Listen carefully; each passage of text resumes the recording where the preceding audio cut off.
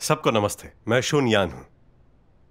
हम सब ये जानते हैं कि 2000 साल पहले परमेश्वर ने इंसान को छुटकारा दिलाने के लिए प्रभु यीशु के रूप में देह धारण किया और उपदेश दिया, मन फिराओ क्योंकि स्वर्ग का राज्य निकट आया है।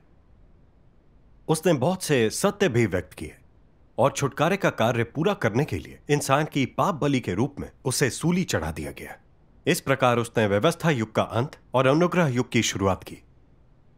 पहली बार देह धारण करके परमेश्वर ने इंसान को छुटकारा दिलाने का कार्य किया। हालांकि यहूदी धर्म ने प्रभु यीशु की निंदा करने की बहुत कोशिश की और उसे सूली पर चढ़ाने के लिए रोमन सरकार से हाथ मिला लिया, पर 2000 साल बाद प्रभु यीशु का सुसमाचार पृथ्वी के कोने कोने में फैल चुका है। इससे साबित होता है कि प्रभु यीशु देहधारी परमेश्वर था, एक सच्चा परमेश्वर और सृष्टिकर्ता जो देह में कार्य करने प्रकट हुआ। फिर भी बहुत से लोग प्रभु यीशु को देहधारी परमेश्वर नहीं मानते। वे प्रभु यीशु को एक साधारण व्यक्ति समझते हैं, बल्कि बहुत से पादरी तक नहीं मानते कि प्रभु यीशु परमेश्वर है। उसे मात्र परमेश्वर का प्रिय पुत्र मानते हैं। हालांकि आज प्रभु के विश्वासियों की संख्या अनगिनत है, मगर बहुत कम लोग जानते हैं कि प्रभु यीशु परमेश्वर है। प्रभु यीशु द्वारा व्यक्त सत्यों का अर्थ और मूल्य कोई नहीं जानता। तो प्रभु के स्वागत के मामले में बहुत से लोग आपदा में पड़ गए हैं क्योंकि वे परमेश्वर की वाणी नहीं सुन सकते। जो लोग परमेश्वर की वाणी नहीं सुन पाते वे अटूट विश्वास रखते प्रतीत होते हैं। लेकिन अगर वे प्रभु यीशु में मनुष्य के पुत्र की छवि देखते तो क्या प्रभु में आस्था रखकर उसका अनुसरण कर पाते? क्या वे उसे आम इंसान समझकर उसकी निंदा करते? क्या वे कहते कि वो परमेश्वर नहीं है? अगर वे आज प्रभु यीशु को सत्य व्यक्त करते सुन लें तो ईश निंदा करने के कारण प्रभु यीशु का तिरस्कार कर क्या उसे फिर से सूली पर चढ़ा दिया जाएगा? फरीसियों ने जिस तरह प्रभु यीशु की निंदा की थी, उस आधार पर हम यकीन से कह सकते हैं कि अगर आज प्रभु के विश्वासी उसे मनुष्य के पुत्र के मूल स्वरूप में देख लें तो बहुत से लोग भाग जाएंगे और बहुत से फरीसियों की तरह प्रभु यीशु की आलोचना और निंदा करेंगे और फिर से उसे सूली पर चढ़ा देंगे। शायद कुछ लोग मेरे ऐसा कहने पर आपत्ति कर सकते हैं, लेकिन मेरी हर बात तथ्य के अनुरूप है, क्योंकि इंसान भ्रष्ट है और परमेश्वर में आस्था के मामले में केवल अपनी आंखों पर भरोसा करता है। इसलिए कोई नहीं जान पाता कि देहधारी मनुष्य का पुत्र परमेश्वर का प्रकटन है। इससे पता चलता है कि देह धारण एक गूढ़ रहस्य है। हजारों वर्षों से सत्य के इस पहलू को कोई नहीं समझ पाया है। हालांकि विश्वासी जानते हैं कि प्रभु यीशु देहधारी परमेश्वर है, लेकिन साफ तौर पर कोई नहीं बता पाया है कि देह धारण आखिरकार होता क्या है और देहधारी परमेश्वर को कैसे समझें। तो परमेश्वर ने कार्य करने के लिए देह धारण का निर्णय क्यों लिया? सही कहें तो इंसान की भ्रष्टता के कारण परमेश्वर ने उद्धार कार्य के लिए देह धारण किया। दूसरे शब्दों में, देहधारी परमेश्वर ही इंसान का पूर्ण उद्धार कर सकता है। इंसान के छुटकारे के लिए परमेश्वर ने 2 बार देह धारण किया। प्रभु यीशु देहधारी परमेश्वर था और छुटकारे के काम के लिए वह 2 बार आया। कुछ लोग पूछ सकते हैं, परमेश्वर ने छुटकारे के कार्य के लिए किसी इंसान का उपयोग क्यों नहीं किया? परमेश्वर ने देह धारण क्यों किया? क्योंकि हर भ्रष्ट इंसान पाप करता है। हम सब पापी हैं, यानी कोई पाप बलि बनने के योग्य नहीं था। मात्र देहधारी मनुष्य का पुत्र पाप रहित था। इसलिए परमेश्वर ने स्वयं छुटकारे का कार्य करने के लिए मनुष्य के पुत्र के रूप में देह धारण किया। सिर्फ इसी से परमेश्वर की धार्मिकता और पवित्रता दिखी। इससे शैतान अपमानित हुआ और परमेश्वर पर दोष न लगा सका, और इससे इंसान परमेश्वर के सच्चे प्रेम और दया को जान पाया। प्रभु यीशु ने छुटकारे का कार्य समाप्त कर भविष्यवाणी की कि वह फिर आएगा। और आज प्रभु यीशु लौट आया है और देहधारी सर्वशक्तिमान परमेश्वर है। सर्वशक्तिमान परमेश्वर ने बहुत से सत्य व्यक्त किए हैं और इंसान की भ्रष्टता को शुद्ध कर उसे पाप और शैतान की शक्ति से बचाने के लिए और सुंदर गंतव्य तक लाने के लिए वह अंत के दिनों में न्याय का कार्य कर रहा है। लेकिन आश्चर्य इस बात का है कि सर्वशक्तिमान परमेश्वर ने इतना सत्य व्यक्त किया, फिर भी धार्मिक दुनिया की मसीह विरोधी ताकतें अभी भी बेतहाशा उसका विरोध और निंदा करती हैं। उन्होंने सत्तारूढ़ सीसीपी से हाथ भी मिला लिया है ताकि अंत के दिनों में परमेश्वर के प्रकटन और कार्य को अवरुद्ध किया जा सके। वे सर्वशक्तिमान परमेश्वर के देहधारी स्वरूप को नकारने का पूरा प्रयास करते हैं, उसे साधारण व्यक्ति कहकर उसका तिरस्कार और उसकी निंदा भी करते हैं। इससे धार्मिक दुनिया की मसीह विरोधी ताकतों का बदसूरत चेहरा उजागर होता है, जो सत्य से घृणा और परमेश्वर का विरोध करता है। अगर हम 2000 साल पहले की बात करें तो हम देखते हैं कि यहूदी धर्म के मुख्य याजक, शास्त्री और फरीसी प्रभु यीशु को मसीहा मानने के बजाय मरना पसंद करते। उन्होंने प्रभु यीशु को ऐसे मामूली इंसान के रूप में चित्रित किया जो ईश निंदा करता था। उन्होंने प्रभु यीशु का विरोध, तिरस्कार और निंदा करने का पूरा प्रयास किया और अंत में उसे सूली पर चढ़ा दिया। इस जघन्य अपराध के लिए उन्हें परमेश्वर द्वारा शापित और दंडित किया गया। आज सर्वशक्तिमान परमेश्वर प्रकट होकर मनुष्य के पुत्र के रूप में कार्य कर रहा है। अनेक लोगों ने देखा है कि सर्वशक्तिमान परमेश्वर द्वारा व्यक्त वचन सत्य है। उन्होंने परमेश्वर की वाणी सुनी है। अंत के दिनों में परमेश्वर के कार्य को सहर्ष स्वीकार कर प्रभु का स्वागत किया है। लेकिन अनेक लोग देहधारी परमेश्वर से अनजान हैं। वे अभी भी सर्वशक्तिमान परमेश्वर को एक मामूली इंसान समझते हैं और उससे स्वीकारने वालों की यह कहकर आलोचना और निंदा करते हैं कि वे एक मामूली इंसान में विश्वास रखते हैं। उन्हें लगता है कि वे बाइबल समझते हैं, इसीलिए सच्चे मार्ग को जांचने से इनकार करते हैं और सर्वशक्तिमान परमेश्वर की घोर निंदा और विरोध करते हैं। इस तरह उसे फिर से सूली पर चढ़ाने का पाप कर रहे हैं। इंसान ने परमेश्वर के दोनों देह धारण की निंदा कर उसे नकारा क्यों है? क्योंकि उसे परमेश्वर का ज्ञान नहीं है। वह सत्य को नहीं समझता और देह धारण के गूढ़ रहस्य तो वह बिल्कुल ही नहीं समझता। इसकी वजह यह भी है कि इंसान पूरी तरह से भ्रष्ट है और उसकी प्रकृति शैतानी है। उसे न केवल सत्य से घृणा और नफरत है, बल्कि वह परमेश्वर का घोर शत्रु भी है और उसे कोई भय नहीं है। कुछ ऐसे धर्मपरायण विश्वासी भी हैं जो हैवानों के सरदार सीसीपी और धार्मिक मसीह विरोधी ताकतों से अपनी अज्ञानता के कारण धोखा खा गए हैं और वे परमेश्वर विरोधी हो गए हैं। उनकी नाकामी का कारण देह धारण और सत्य के बारे में उनकी अज्ञानता है। इसलिए वे परमेश्वर की वाणी नहीं सुन पाते और देहधारी परमेश्वर को एक साधारण व्यक्ति मानकर उसका तिरस्कार और निंदा करते हैं। जाहिर है कि देह धारण के सत्य की समझ रखना महत्वपूर्ण है ताकि हम प्रभु का स्वागत करें और स्वर्ग के राज्य में उठाए जाएं। यह हमारे अंतिम गंतव्य से संबंधित एक महत्वपूर्ण विषय है। बहुत से लोग पूछते हैं, चूंकि प्रभु यीशु देहधारी परमेश्वर है, उसने छुटकारे का कार्य किया है, इंसान को बचाया जा चुका है, वह परमेश्वर की शरण में आ चुका है, तो फिर न्याय कार्य करने के लिए परमेश्वर को अंत के दिनों में देह धारण करने की क्या जरूरत?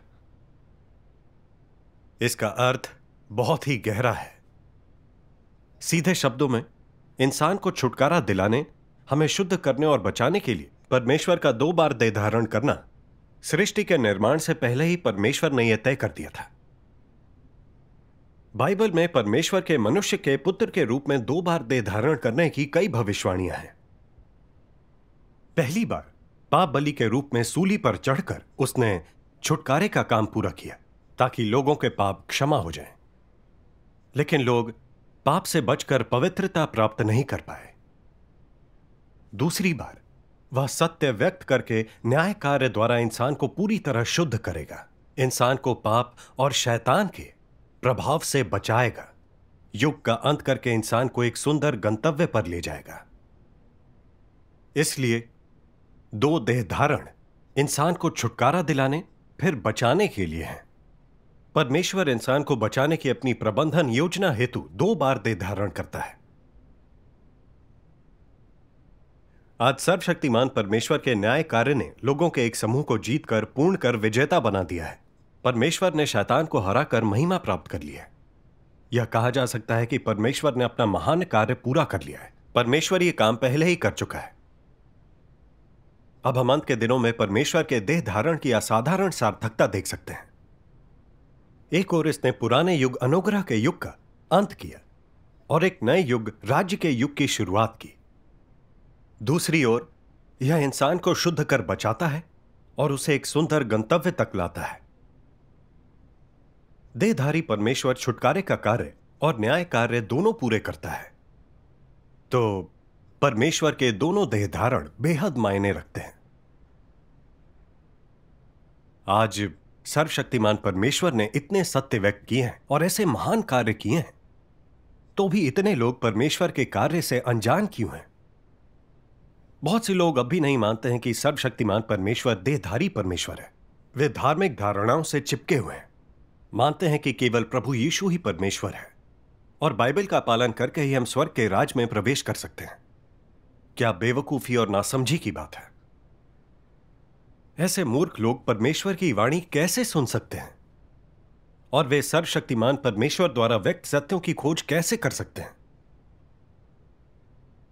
अंततः इसका कारण यह है कि लोगों को देहधारी परमेश्वर के बारे में ज्ञान नहीं है और वे परमेश्वर की वाणी पहचान नहीं पाते। इसलिए उन्हें परमेश्वर के सिंहासन के सामने नहीं उठाया जा सकता। ये अज्ञानी लोग, ये मूर्ख कुंवारियां, चाहे कितने वर्ष भी आस्था रख ले, परमेश्वर की स्वीकृति नहीं पा सकते। अगर आप प्रभु का स्वागत करना चाहते हैं तो देहधारी परमेश्वर का ज्ञान और देह धारण के सत्य की समझ महत्वपूर्ण है। तो वास्तव में देह धारण है क्या और हमें देह धारण को कैसे समझना चाहिए? हम सच्चे और झूठे मसीह में अंतर कैसे करें? हम सर्वशक्तिमान परमेश्वर के वचन पढ़कर समझ सकते हैं। सर्वशक्तिमान परमेश्वर कहते हैं, देह धारण परमेश्वर का देह में प्रकट होना है। परमेश्वर सृष्टि के मनुष्यों के मध्य देह की छवि में कार्य करता है। इसलिए परमेश्वर को देहधारी होने के लिए सबसे पहले देह बनना होता है। सामान्य मानवता वाला देह यह सबसे मौलिक आवश्यकता है। वास्तव में परमेश्वर के देह धारण का निहितार्थ यह है कि परमेश्वर देह में रहकर कार्य करता है। परमेश्वर अपने वास्तविक सार में देहधारी बन जाता है, वह मनुष्य बन जाता है। देहधारी परमेश्वर मसीह कहलाता है। मसीह परमेश्वर के आत्मा द्वारा धारण की गई देह है। यह देह किसी भी मनुष्य की देह से भिन्न है। यह भिन्नता इसलिए है क्योंकि मसीह मांस तथा खून से बना हुआ नहीं है। वह आत्मा का देह धारण है। उसके पास सामान्य मानवता तथा पूर्ण दिव्यता दोनों है। उसकी दिव्यता किसी भी मनुष्य द्वारा धारण नहीं की जाती है।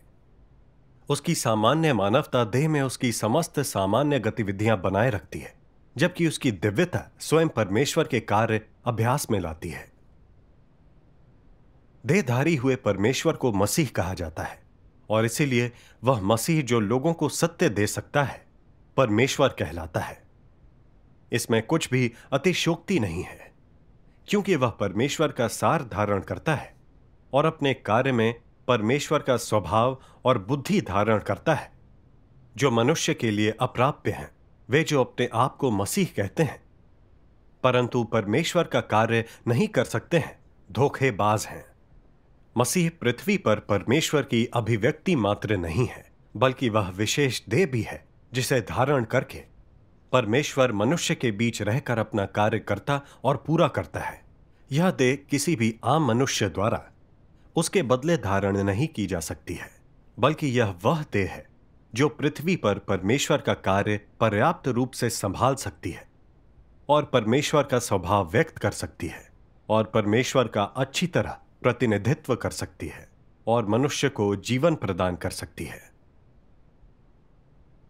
परमेश्वर के वचन स्पष्ट हैं कि देह धारण देह में परमेश्वर के आत्मा का साकार होना है। यानी परमेश्वर का आत्मा एक आम इंसान बनने के लिए देह धारण करता है और फिर प्रकट होकर संसार में कार्य करता है। यानी परमेश्वर का आत्मा शरीर धारण कर मनुष्य का पुत्र बन जाता है। देखने में तो देहधारी परमेश्वर एक सीधा साधा सामान्य व्यक्ति है, जिसमें कुछ भी विशिष्ट या असाधारण नहीं, जो आम लोगों की तरह ही खाता पीता पहनता चलता फिरता है और एक सामान्य जीवन जीता है। उसे भूख भी लगती है, थक जाने पर नींद भी आती है। आम लोगों की तरह उसमें भी भावनाएं होती हैं। वह वास्तव में लोगों के बीच ही रहता है और कोई नहीं देख पाता कि वह देहधारी व्यवहारिक परमेश्वर है। मगर एक मामूली इंसान होते हुए भी उसमें और सृजित मनुष्यों में एक महत्वपूर्ण अंतर होता है। वह परमेश्वर का देह धारण है, उसके भीतर परमेश्वर का आत्मा है। उसमें सामान्य मानवता तो है, पर पूर्ण दिव्यता भी है, जिसे देखा और छुआ जा सकता है। यह मुख्यतः इस ढंग से अभिव्यक्त होता है कि वह कभी भी और कहीं भी सत्य व्यक्त कर रहस्य प्रकट कर सकता है। वह परमेश्वर के स्वभाव और स्वरूप को, उसके मन और विचार को, उसके प्रेम, सर्वशक्तिमत्ता और बुद्धि को व्यक्त कर उसकी गवाही दे सकता है, ताकि लोग परमेश्वर को जान सके और समझ सकें। वह बाइबल के सभी रहस्यों को भी प्रकट कर सकता है, यानी वह सूची पत्र को खोल सकता है जिसकी भविष्यवाणी प्रकाशित वाक्य में की गई है।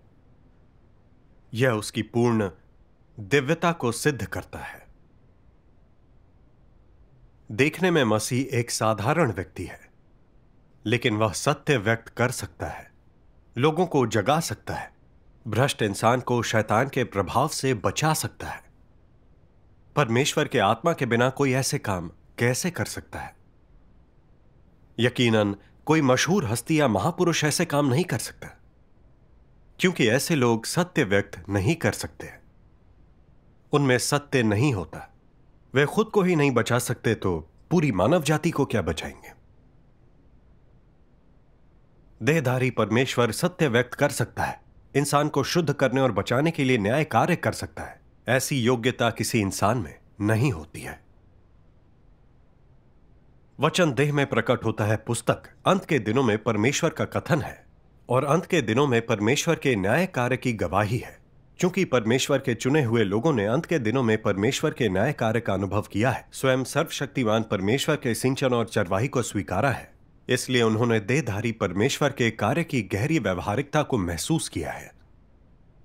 परमेश्वर सच में लोगों के बीच रहता है, हमें समर्थन और आपूर्ति देने के लिए हमारी स्थिति के आधार पर सत्य व्यक्त करता है। परमेश्वर में हमारी आस्था के भटकाव, भ्रमित अनुसरण और दृष्टिकोण को और हमारे अंदर हर तरह के शैतानी स्वभाव को उजागर करता है, ताकि हम ज्ञान पाकर बदल सकें। परमेश्वर हमें इंसानों से अपनी इच्छाएं और अपेक्षाएं भी बताता है, हमें अनुसरण के लिए व्यवहारिक और सटीक लक्ष्य और अभ्यास करने के लिए सिद्धांत देता है, ताकि हम सत्य की वास्तविकताओं में प्रवेश कर सकें, परमेश्वर द्वारा उद्धार और शैतान की अंधेरी शक्तियों से निजात पा सकें। सर्वशक्तिमान परमेश्वर के अनुयायी अनुभव करते हैं कि अगर देहधारी परमेश्वर लोगों को ताड़ना देने के लिए सत्य व्यक्त ना करे, तो वे कभी अपनी पापी प्रकृति को पहचान ना पाते और ना ही पाप के बंधनों और विवशताओं से निजात पाते। उन्हें यह भी एहसास होता है कि परमेश्वर के न्याय और ताड़ना को स्वीकार कर ही उनका भ्रष्ट स्वभाव शुद्ध हो सकता है। उसके धार्मिक स्वभाव के ज्ञान से ही वे उसका भय मानकर बुराई से दूर रह सकते हैं, और उसके वचनों को जीवन में उतार कर ही वे सच्चे इंसान की तरह जी सकते हैं, परमेश्वर की प्रतिज्ञाएं और आशीष पाने योग्य होकर स्वर्ग के राज्य में लाए जा सकते हैं। इस पर विचार करो। अगर अंत के दिनों में देहधारी परमेश्वर आकर सत्य व्यक्त ना करता, तो क्या बचाए जाने का ऐसा अवसर जीवन में फिर कभी मिल पाता? क्या हम परमेश्वर का न्याय और ताड़ना पाकर उसके आशीष का भरपूर आनंद ले पाते?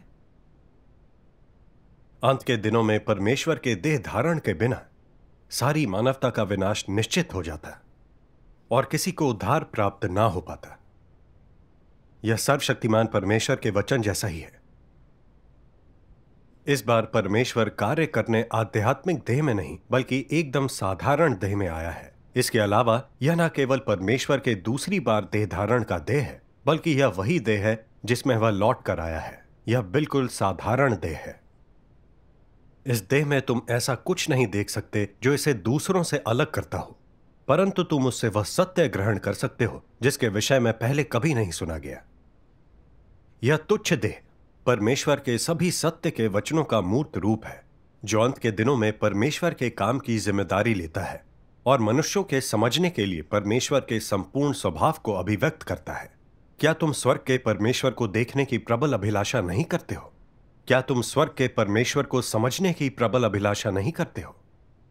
क्या तुम मनुष्य जाति के गंतव्य को जानने की प्रबल अभिलाषा नहीं करते हो?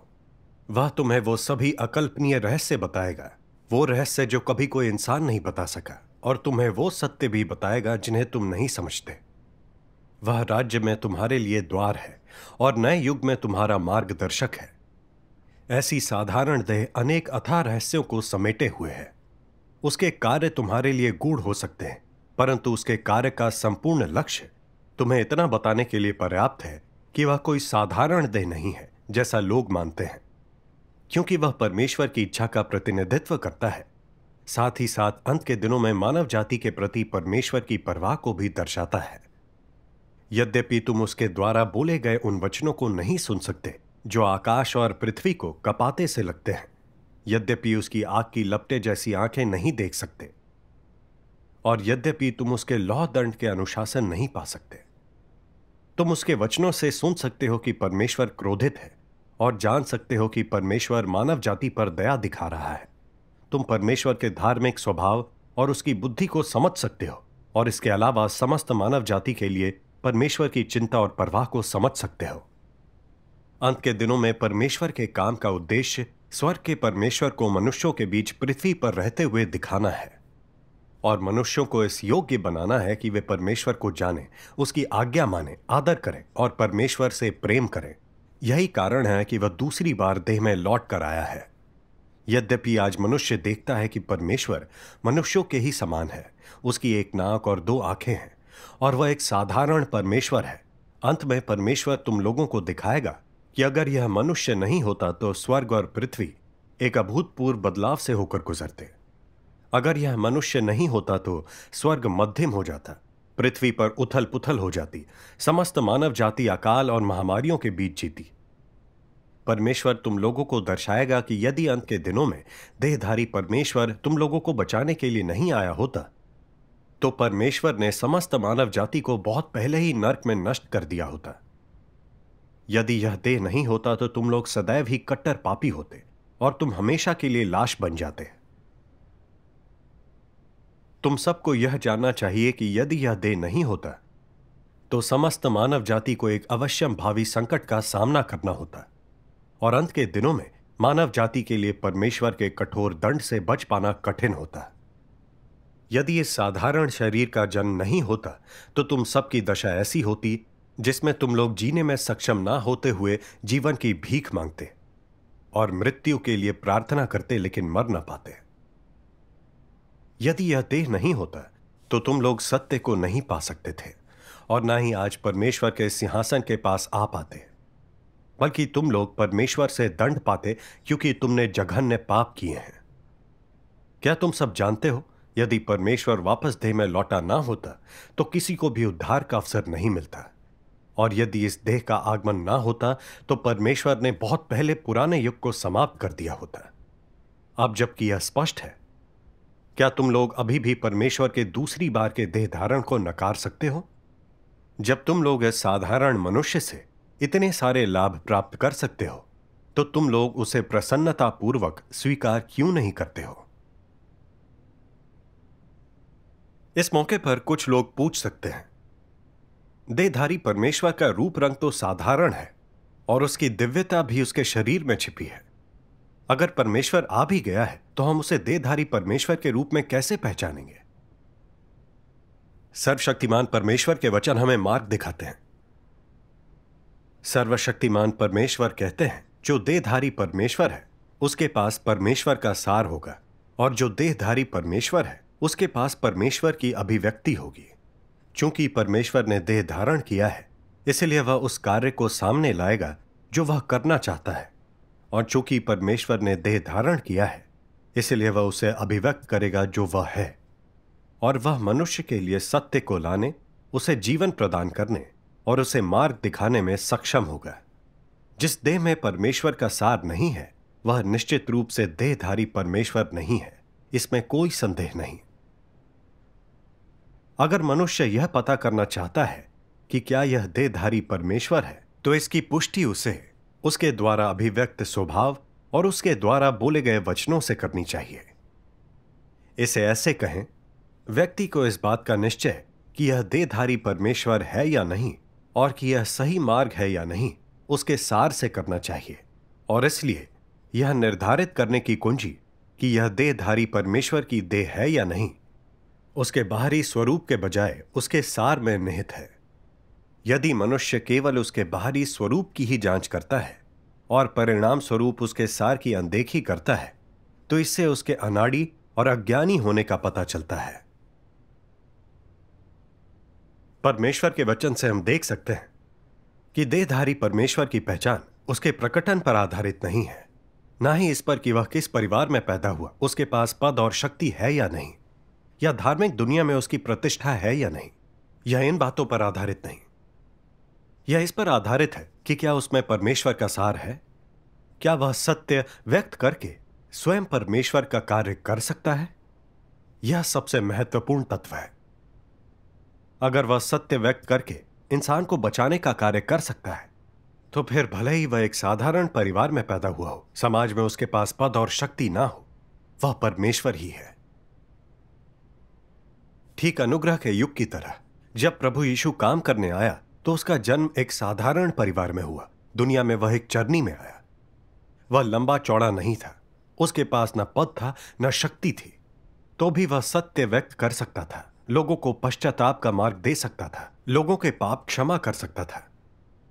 पतरस और यूहन्ना जैसे उसके अनुयायी जिन्हें सत्य से प्रेम था, उन्होंने प्रभु यीशु के कार्य और उसके द्वारा व्यक्त सत्य में देखा कि उसके पास परमेश्वर का सामर्थ्य और अधिकार है। उन्होंने पहचान लिया कि प्रभु यीशु मसीहा है। उन्होंने उसका अनुसरण किया और प्रभु का उद्धार प्राप्त किया। आज फिर परमेश्वर ने मानव जगत में देह धारण किया है। भले ही वह देखने में एक साधारण व्यक्ति लगे, लेकिन सर्वशक्तिमान परमेश्वर बहुत से सत्य व्यक्त कर सकता है और अंत के दिनों में न्याय कार्य करता है। सभी देशों और स्थानों के अनेक लोगों ने सर्वशक्तिमान परमेश्वर द्वारा व्यक्त सत्य देखा है, उसकी वाणी को पहचाना है, उसे स्वीकार किया है और परमेश्वर के सिंहासन के सामने उन्नत हुए हैं। उन्होंने परमेश्वर के न्याय और ताड़ना का अनुभव करना शुरू कर दिया है, थोड़ा सत्य भी समझ लिया है। उन सभी के पास कमाल का अनुभव और गवाही है। वे पूरे दिल से सुसमाचार का प्रचार करते और परमेश्वर की गवाही देते हैं। तथ्यों से साबित होता है कि वही व्यक्ति मसीह और देहधारी परमेश्वर हो सकता है जो सत्य व्यक्त करे, लोगों का न्याय कर उन्हें शुद्ध करे और पूरी तरह से इंसान को बचाए। इसमें कोई शक नहीं है। अगर कोई सत्य व्यक्त ना कर पाए, केवल संकेत और चमत्कार दिखाकर लोगों को धोखा दे, तो यह किसी दुष्ट आत्मा का काम है। अगर वे स्वयं को परमेश्वर कहते हैं, तो वे परमेश्वर के वेश में झूठे मसीह हैं। देहधारी परमेश्वर को जानने के लिए हमें इस बारे में निश्चित होना चाहिए, केवल देहधारी परमेश्वर ही सत्य व्यक्त कर सकता है, अंत के दिनों में न्याय कार्य कर सकता है और इंसान को शैतान की बुरी ताकतों से बचा सकता है। सर्वशक्तिमान परमेश्वर ने अंत के दिनों में सत्य व्यक्त किया है और इतना महान कार्य किया है, फिर भी बहुत से लोग इसे अनदेखा करते हैं और बस प्रभु यीशु के बादलों पर खुलेआम आने की प्रतीक्षा करते हैं। ऐसे लोग आपदा में विनाश के समय रोएंगे और अपने दांत पीसेंगे। यह प्रकाशित वाक्य की भविष्यवाणी को पूरा करता है। देखो, वह बादलों के साथ आने वाला है और हर एक आंख उसे देखेगी, वरन जिन्होंने उसे बेधा था वे भी उसे देखेंगे और पृथ्वी के सारे कुल उसके कारण छाती पीटेंगे। सर्वशक्तिमान परमेश्वर यह भी कहता है, जब तक तुम यीशु के आध्यात्मिक शरीर को देखोगे, परमेश्वर स्वर्ग और पृथ्वी को नया बना चुका होगा। आइए सर्वशक्तिमान परमेश्वर के वचनों का एक अंश पढ़ें। सर्वशक्तिमान परमेश्वर कहते हैं, मसीह द्वारा बोले गए सत्य पर भरोसा किए बिना जो लोग जीवन प्राप्त करना चाहते हैं वे पृथ्वी पर सबसे बेतुके लोग हैं, और जो मसीह द्वारा लाए गए जीवन के मार्ग को स्वीकार नहीं करते हैं वे कोरी कल्पना में खोए हैं। और इसलिए मैं कहता हूं कि वे लोग जो अंत के दिनों के मसीह को स्वीकार नहीं करते हैं, सदा के लिए परमेश्वर उनसे घृणा करेगा। मसीह अंत के दिनों के दौरान राज्य में जाने के लिए मनुष्य का प्रवेश द्वार है, और ऐसा कोई नहीं जो उसे कन्नी काट कर जा सके। मसीह के माध्यम के अलावा किसी को भी परमेश्वर द्वारा पूर्ण नहीं बनाया जा सकता। तुम परमेश्वर में विश्वास करते हो और इसलिए तुम्हें उसके वचनों को स्वीकार करना और उसके मार्ग का पालन करना चाहिए। सत्य को प्राप्त करने में या जीवन का पोषण स्वीकार करने में असमर्थ रहते हुए तुम केवल आशीष प्राप्त करने के बारे में नहीं सोच सकते हो। मसीह अंत के दिनों में आता है ताकि वह उसमें सच्चा विश्वास करने वाले सभी लोगों को जीवन प्रदान कर सके। उसका कार्य पुराने युग को समाप्त करने और नए युग में प्रवेश करने के लिए है, और उसका कार्य वह मार्ग है जिसे उन सभी लोगों को अपनाना चाहिए जो नए युग में प्रवेश करेंगे। यदि तुम उसे पहचानने में असमर्थ हो और इसकी बजाय उसकी भत्सना, निंदा या यहां तक कि उसे उत्पीड़ित करते हो, तो तुम्हें अनंत काल तक जलाया जाना तय है और तुम परमेश्वर के राज्य में कभी प्रवेश नहीं करोगे, क्योंकि यह मसीह स्वयं पवित्र आत्मा की अभिव्यक्ति है और परमेश्वर की अभिव्यक्ति है, वह जिसे परमेश्वर ने पृथ्वी पर करने के लिए अपना कार्य सौंपा है। और इसलिए मैं कहता हूं कि यदि तुम वह सब स्वीकार नहीं करते हो जो अंत के दिनों के मसीह के द्वारा किया जाता है, तो तुम पवित्र आत्मा की निंदा करते हो। पवित्र आत्मा की निंदा करने वालों को जो प्रतिशोध सहना होगा वह सभी के लिए स्वतः स्पष्ट है। मैं तुम्हें यह भी बताता हूं कि यदि तुम अंत के दिनों के मसीह का प्रतिरोध करोगे, यदि तुम अंत के दिनों के मसीह को ठुकराओगे, तो तुम्हारी ओर से परिणाम भुगतने वाला कोई अन्य नहीं होगा। इतना ही नहीं, इस दिन के बाद तुम्हें परमेश्वर की स्वीकृति प्राप्त करने का दूसरा अवसर नहीं मिलेगा। यदि तुम अपने प्रायश्चित का प्रयास भी करते हो, तब भी तुम दोबारा कभी परमेश्वर का चेहरा नहीं देखोगे, क्योंकि तुम जिसका प्रतिरोध करते हो वह मनुष्य नहीं है। तुम जिसे ठुकरा रहे हो वह कोई अदना प्राणी नहीं है, बल्कि मसीह है। क्या तुम जानते हो कि इसके क्या परिणाम होंगे? तुमने कोई छोटी मोटी गलती नहीं, बल्कि एक जघन्य अपराध किया होगा।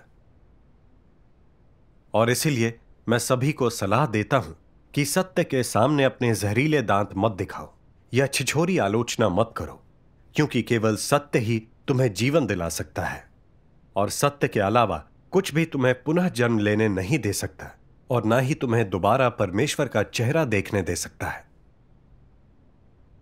ठीक है, देह धारण क्या होता है विषय पर हमारी संगति समाप्त होती है। आपके किसी भी प्रश्न या फीडबैक का हम स्वागत करते हैं। हमसे अवश्य संपर्क करें, हमें इंतजार रहेगा। आपसे फिर मुलाकात होगी।